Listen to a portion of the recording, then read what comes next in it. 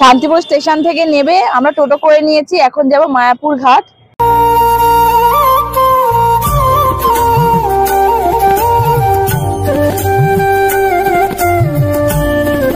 Hello বন্ধুরা, very very good morning. আশা করি তোমরা সকলে অনেক অনেক ভালো আছো, আমিও খুব ভালো আছি তোমাদের ভালোবাসায়। কাছে দূরে যে যেখান থেকে ভিডিওটা দেখছো সবাইকে সুস্বাগতম জানি। শুরু করছি নতুন একটা ভিডিও। তো আমরা কিন্তু চলে এসেছি মচনেন্দ্রপুর ঘুরতে। এখানে প্রচুর ঠান্ডা বন্ধুরা, তো আমি তো বুঝতেই পারিনি যে এখানে এত ঠান্ডা। আর আমার পিছনে কে দাঁড়িয়ে আছে দেখতেই পাচ্ছ, তোমাদের দাদাভাই একদম ঠান্ডায় কিন্তু চাদর নিয়ে গুটিসুটি হয়ে দাঁড়িয়ে আছে, মানে ওর নাকি ভীষণ ঠান্ডা লাগছে। অবশ্যই বন্ধুরা আমাদের কলকাতায় কিন্তু এত ঠান্ডা নেই, তো বুঝতে পারিনি এখানে এত ঠান্ডা। তো আমি কিন্তু সকাল সকাল স্নান করে একদম রেডি হয়ে গেছি, কারণ আজকে আমরা সবাই মিলে যাচ্ছি ঘুরতে। ও হ্যাঁ, তোমাদেরকে তো বলতেই ভুলে গেছি আমরা কোথায় এসেছি। আমরা এসেছি বান্ধবীর বাড়িতে। তো বান্ধবী, তার হাজবেন্ড, তার মেয়ে আর আমি আর তোমার দাদাভাই, মানে আমরা 5 জন যাচ্ছি আজকে ঘুরতে। আজকে যাচ্ছি মায়াপুর ঘুরতে, ফার্স্ট টাইম যাচ্ছি মায়াপুর ঘুরতে। তো আমি তো ভীষণ এক্সাইটেড। আর হ্যাঁ বন্ধুরা, আজকে আমরা বাইকে জার্নি করছি না, আজকে আমরা ট্রেনে জার্নি করছি। তো আমি তো ভীষণ খুশি যে অনেক দিন পর ট্রেনে করে আবার কোথাও ঘুরতে যাব। সেইভাবে তো কোথাও ঘুরতে যাওয়াও হয় না, আর তোমাদের মাঝে ভালো ভালো ভিডিও শেয়ার করতেও পারি না। তো সম্পূর্ণ ভিডিওটার সঙ্গে থাকো, দেখতে থাকো। দেখো আমরা পুরো গ্রামে ঘুরতে এসেছি, আর চারদিকটা গাছপালা ফাঁকা। তো আমাকে রেখে এরা চলে যাচ্ছে। দেখো আমার বরকে দেখো, দাদা মাম্মাম চলে গেছে তুলি। তো দেখে বুঝতেই পারছো পুরো গ্রাম চারপাশটা একদম গাছপালায় ভরা। অনেক অনেক বাড়ি যাওয়ার সময় নিয়ে যাবো পেঁপেটা। তো চলো, আমিও বেরিয়ে পড়েছি এদের পিছন পিছন। তো সঙ্গে থাকো, দেখতে থাকো। তুমি কিছু বলতে চাও? রাধে রাধে। রাধে রাধে। আমার বেশ ভালো লাগছে, ফ্রেশ একটা ওয়েদার, ফ্রেশ ওয়েদার। কলকাতার ওই যে কোলাহল, হ্যাঁ, ধোয়া ফোয়া থেকে এখানে পুরো ফ্রেশ। চলো লেটস গো। জ্যাকেটটা পরে না আমাকে ঠিক গোলুমলু লাগছে, হাতটা যেন ছোট ছোট হয়ে গেছে আমার, মানে ফোনটা বেশ দূরে ধরতে পারছি না। আমি তো ফোন দূরে ধরতেই পারি না। জ্যাকেটটা বেশ কিন্তু মোটা। আমি প্রথমে ভাবছিলাম যে জ্যাকেটটা এতটা মোটা সোটা না, কিন্তু বেশ মোটা। আর রাস্তাটা দেখো কি দারুণ লাগছে। হ্যাঁ হ্যাঁ, ইয়েস বেবি, তোমায় দেখা যাচ্ছে বেবি। ওটা হচ্ছে প্রবলেম, একটু ক্রিম মাখা দরকার ছিল। ওটা হচ্ছে প্রবলেম, মাঝে মাঝে আমাকে ক্যামেরা দেখাই যায় না, কিন্তু তো ভিডিও হচ্ছে। হ্যাঁ, কারণ ও আমার ক্যামেরাম্যান। আরে ওর একটু মুখে মেকআপ করা দরকার ছিল, সেটাই আমরা ভুল করেছি সকাল সকাল। আমি কালো, কালো মানা কালো, কৃষ্ণ কালো, রাইট। কালো। রাধাগুলো তো পরিষ্কার, আবার কেন ভাই? রাধাগুলো তো ফর্সা, রাধাগুলো ফর্সা। ওরকম ফর্সা হতে হবে কোনো এরকম ব্যাপার নেই, তাই না বলো ভাই? মন ভালো হতে হবে, মানুষের মতো মানুষ হতে হবে। আমি কালো, জগৎ কালো, আমার কালি কালো। তো চলো বন্ধুরা, বেশি বকবক করবো না, হাঁপিয়ে গেছি, মোটা না। কাছে বা দূরে, কম বা বেশি, ঘুরতে যেতে আমরা সকলেই অনেক ভালোবাসি। মাঝে মাঝে সবাই মিলে এরম ঘুরতে গেলে বেশ ভালোই লাগে। তো ফাইনালি আমরা এখন মচনেন্দ্রপুর চলে এসেছি, এখন আমাদের ট্রেন ধরতে হবে। আজকে আমরা কিভাবে মায়াপুর যাব সেটাই তোমাদের সাথে শেয়ার করব। প্রথমেই আমরা মচনেন্দ্রপুর স্টেশন থেকে চলে যাব বনগাঁ স্টেশন। বনগাঁ স্টেশন থেকে নেক্সট গন্তব্য স্টেশন হবে আমাদের রানাঘাট স্টেশন। তোমাদের সাথে গল্প করতে করতে চলে এলাম আমরা বনগাঁ স্টেশন। এসে আমাদের সবারই একটু গরম গরম চা খেতে ভীষণ ইচ্ছা করছিল, কারণ এই ঠান্ডা ঠান্ডা ওয়েদারে একটু গরম গরম চা হলে বেশ মন্দ হয় না, আর মাইন্ডটাও কিন্তু একদম ফ্রেশ হয়ে যায়। তো এনার্জিটাও আমার একদম ডাবল হয়ে যাবে। তো এই জন্য খেয়ে নিলাম গরম গরম চা। এরপর আমরা চলে এলাম রানাঘাট। রানাঘাট স্টেশনে নেবেই সবার ভীষণ পেয়ে গেল জোরে খিদে, তাই সবাই কিন্তু এখান থেকে খেয়ে নিচ্ছিল গরম গরম কচুরি আর তরকারি। তরকারিটা একটু ভালো ছিল না, তার মধ্যে দাদাভাইয়ের মুখ দেখে বুঝতেই পারছো। আমি একটু খেয়ে টেস্ট করছিলাম যে কেমন খেতে। এরপর ফাইনালি আমরা চলে এলাম শান্তিপুর স্টেশনে। তো আছি এখন শান্তিপুর স্টেশনে, ঘড়ির টাইম এখন 11:40, আর এই ট্রেনে করে আমরা এসেছি, ট্রেন এখনো দাঁড়িয়ে আছে। তো চলো যাব মায়াপুর। আর ভীষণ খিদে পেয়ে গেছে, টুকটাক খাওয়া দাওয়া করেছি। 11:40 বাজে ঘড়ির টাইম। তো জানি না কুপন পাবো কিনা। না ভাই, পাওয়া যাবে না রে, অনেক লেট হয়ে গেছে। 11টা, মনে 11টা অব্দি টাইম থাকে। আমি ফার্স্ট টাইম যাচ্ছি, আমি জানি না। তো চলো গিয়ে দেখা যাক কি হয় কি ঘটে। শান্তিপুর স্টেশন থেকে নেবে আমরা টোটো করে নিয়েছি, এখন যাব মায়াপুর ঘাট। তো চলো টোটোয় করে যাওয়া যাক। আর প্রচুর রোদ আজকে, রোদের তেজটা বেশ, একটু মেঘলা আকাশ হলে ভালো হতো। যেমন গরম লাগছে তেমন রোদও তেজ দিচ্ছে। তো চলো টোটোয় বসে পড়েছি, তোমাদের দাদা ভাইও বসে পড়ুক, দাদা ভাই ক্যামেরা করছে। শান্তিপুর থেকে মায়াপুর ঘাট পর্যন্ত যেতে সময় লেগেছিল প্রায় 2 ঘন্টা। আমাদের 4 জনের টোটো ভাড়া নিয়েছিল 300 টাকা। তোমরা যারা যারা শান্তিপুর থেকে মায়াপুর যেতে চাও একটু দাম দর করে তারপরেই টোটো ভাড়া করো। তো আমরা এখন টোটো করে যাচ্ছি, আর ভীষণ রোদ লাগছে বলে আমি এই চাদরটা এখানে দিয়েছি, আর এখানে মাম্মাম ঘুমিয়ে পড়েছে। তো যেহেতু অনেক সকালে উঠেছি, শরীরও খুব টায়ার্ড, মানে অনেকটাই জার্নি করছি। আর ট্রেনে জার্নি তো সেইভাবে করা হয় না, অনেক বছর পর করলাম ট্রেনে জার্নি।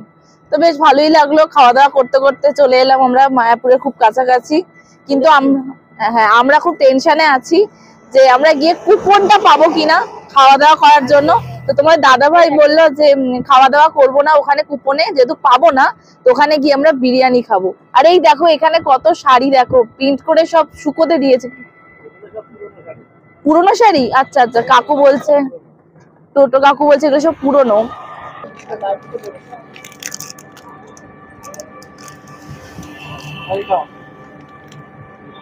ভালো খেতে, দারুণ খেতে।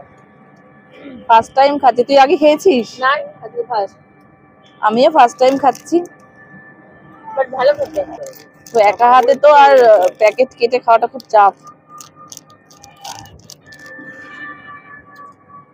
5 টাকাতে বাদাম প্যাকেট খাওয়ার থেকে খাওয়া। সিরিয়াসলি খুব সুন্দর খেতে।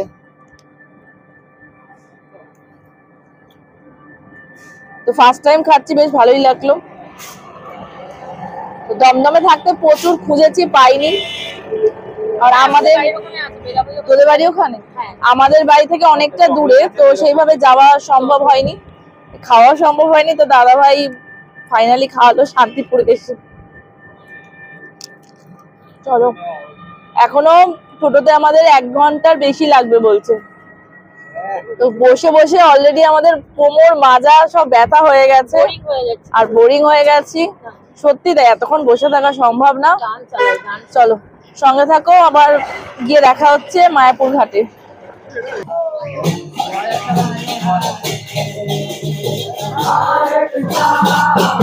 তাড়াতাড়ি কর।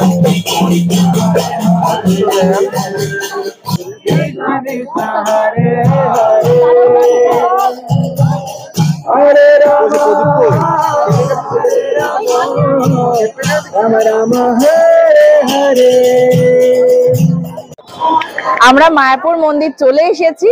তো আগে প্রথমে হোটেল নেব, কারণ ভীষণ টায়ার্ড, সকাল 8টায় বাড়ি থেকে বেরিয়েছিলাম, এখন প্রায় 2টো বাজে, খুবই টায়ার্ড। তো হোটেল নেব, ফ্রেশ হব, তারপরে মন্দিরে যাব। তো কিছুক্ষণ পর আবারও ফিরছি ক্যামেরাতে, সঙ্গে থাকো, দেখতে থাকো। ফাইনালি আমরা রুমে চলে এসেছি, আর রুমটা কিন্তু পরিষ্কার পরিচ্ছন্ন, দেখতে বেশ টিপটপ, ঠিক আছে।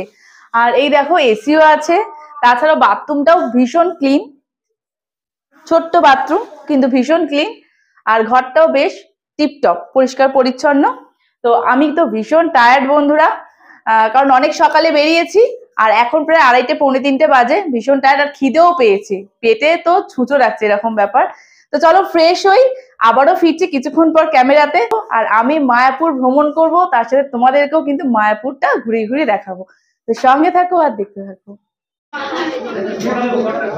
খাওয়া দাওয়া করতে চলে এসেছি, থালি নিয়েছি, খাওয়া দাওয়া করে ভীষণ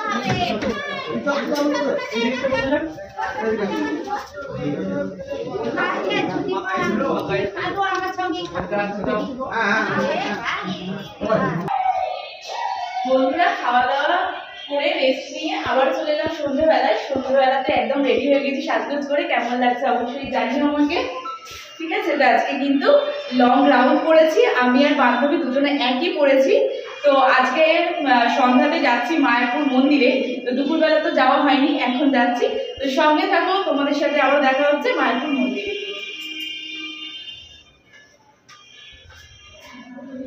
প্রথমেই আমরা চলে এসেছি চৈতন্য মঠের ঠিক সামনে। এসে দেখি এখানে প্রচুর ভিড়, তাই নেক্সট ভিডিওতে চৈতন্য মঠ তোমাদের সাথে অবশ্যই শেয়ার করব।